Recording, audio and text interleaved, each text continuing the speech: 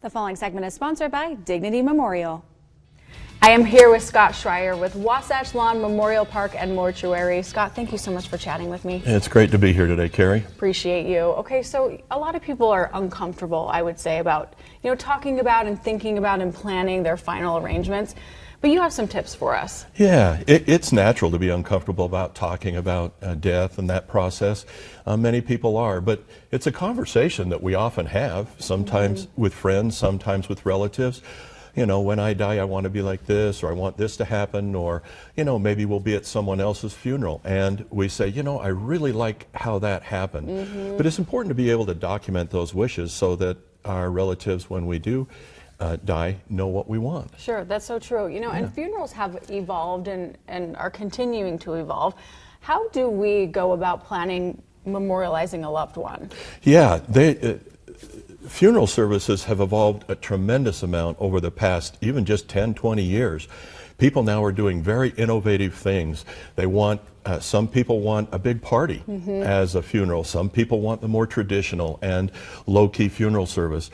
And we do many of those different types of things. In fact, one of our main things is to get to know the families well so that they understand what it is, so that we understand what they want, and we're able to provide exactly what it is that they want. Many of the services that we're doing now are totally different than they have been in the past. They're fun and meaningful, but they're all special for each one of those families. Sure, it makes sense. That's what somebody deserves. Now, you talk about documenting our wishes and how important that really is, right? Yeah. So documenting our wishes is really critical because when we pre-plan, we have the ability to put down in writing what it is that we want, and our relatives then know what that is. The last thing that we want is for people to come through our door unaware and unprepared on one of the worst days of their life.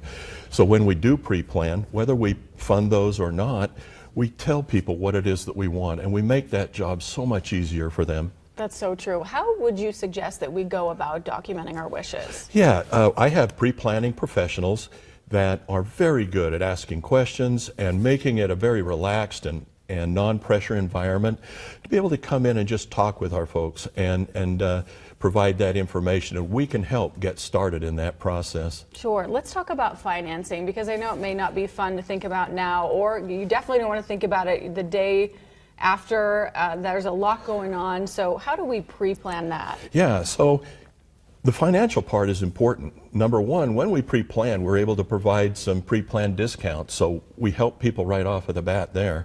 Number two, we lock in the prices at today's prices so that people won't get charged more for, 10 years from now, a funeral might cost double what it is today. So we lock those in at today's prices.